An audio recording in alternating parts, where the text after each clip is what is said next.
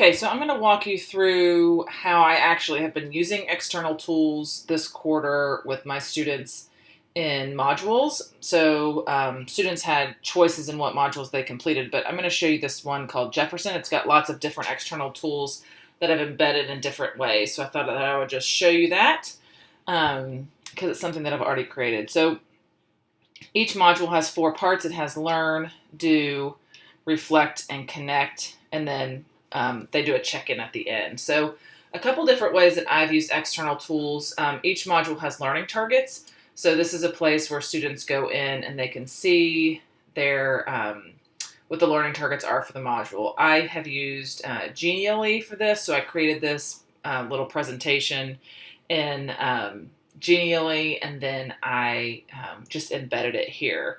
So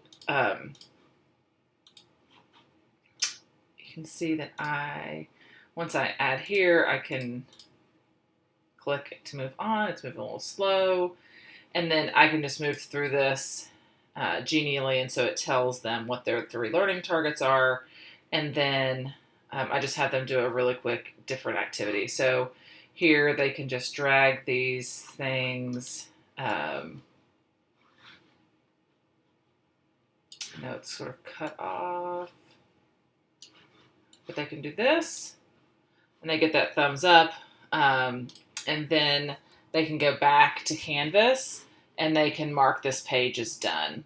So that's one way that I have used external tools. I have also used external tools in this module with Edpuzzle. So if they click on this, and this is from the teacher view, I'll show you what this looks like from a student view in just a minute. But I've integrated Edpuzzle into this module as well. And then I have also used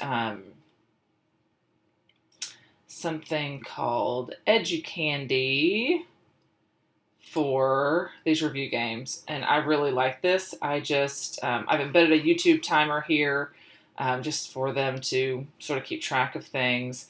And then, these are different puzzles. This is from puzzle.org, I think is what it's called. Yeah, puzzle.org. It's spelled a little funny. I think it's based out of England. I love this.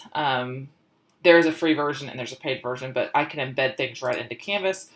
So in this, they can find their different, it's just a way to review. And so they have lots of different things that they can play.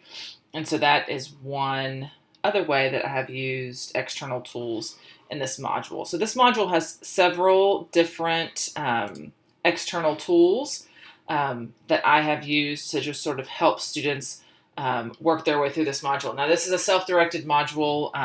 We were all in, but we had some students fluctuating in and out of quarantine. So I set up my quarter so that students could work within school or on their own if they needed to.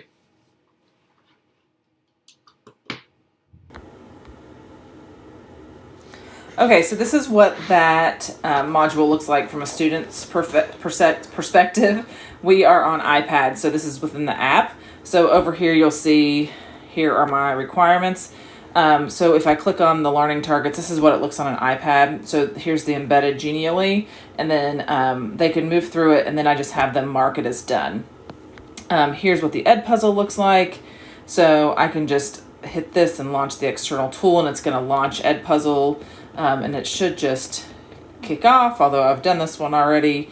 And then you just keep moving through. So there are lots of other ways too. So this is an assignment. I've embedded a video of how to do the assignment here first before I give them access to all these different things. So I've embedded things there as well. So I don't know that I can get to the games because I haven't done that, but I can show you from a teacher perspective what that looks like on an iPad. So within Jefferson,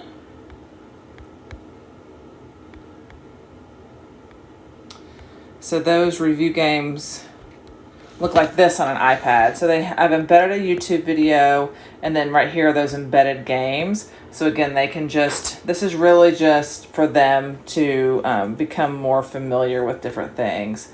So it just embeds right within there. So that's sort of what it looks like from an iPad perspective through the student's view.